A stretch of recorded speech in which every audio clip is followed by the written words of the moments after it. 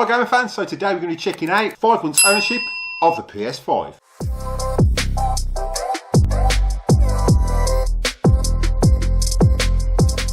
And don't forget everything used in the video today, there are links in the description below for the best place to get those gaming products. Make sure you check those out at the end of this video. Hi gamer fans, welcome back to the channel. So today I'm celebrating 5 months of owning the PS5.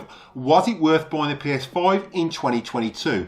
As we all know, the PS5s are quite expensive. Now in Australia, they're $750 for the disc version and $100 cheaper for the digital version. And the UK, they're £450 for the disc version and around £350 for the digital version.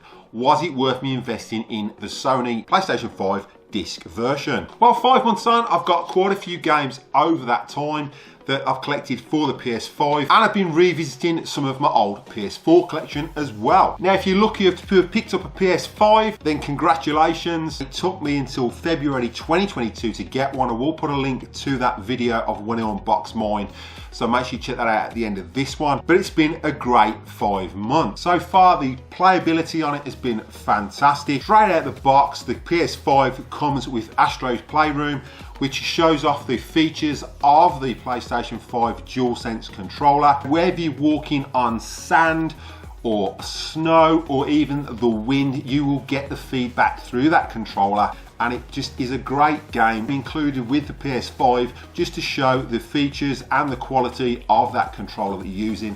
Yes, the battery life on the PS5 DualSense is reduced by those features. You can turn them off, but then you're reducing the enjoyment that you're getting from your PS5. Sony went all out in the design and the features they adapted with this DualSense controller, with that haptic feedback, the vibration features, the motion features. It's just a fantastic piece of hardware. Now, I've found online when playing games like HUD and you're shooting arrows, you get the feedback of those weapons and the resistance when shooting those arrows. It's absolutely awesome. And if you like your racing games, again, when accelerating into those corners or braking, you get the feedback straight into this controller, and it just feels like you're actually in the car. It's been an absolute joy to play. Now, some of the games I've been playing, online playability with a Battlefield 2042. Not a lot of people like this game, but I've had a lot of great times playing this online. The new Ratchet & Clank Rift Apart, this is just fantastic. The playability on it is absolutely awesome, and the PS5 just shows it off a treat. Then jumping into Assetto Corsa, this is just brilliant to play on the PS5.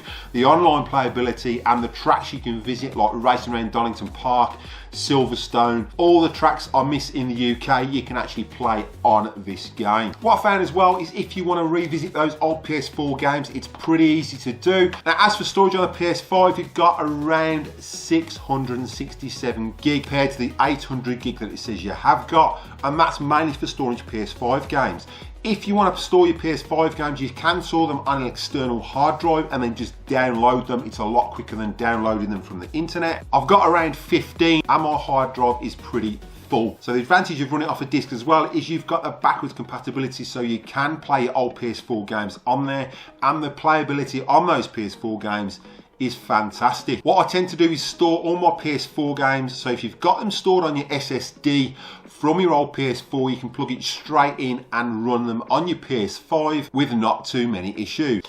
Now, a lot of features I like about the PS5 is you can change the plates on there, and it's pretty easy to clean it out. And again, I'll put a link to a video on how to clean your PS5 out that I've done. You can update your PS5 controllers and put your own touch on your PS5 controllers, which is a really good feature with the PS5, as well as having face plates that you can change on the PS5 to your own personal colour choice.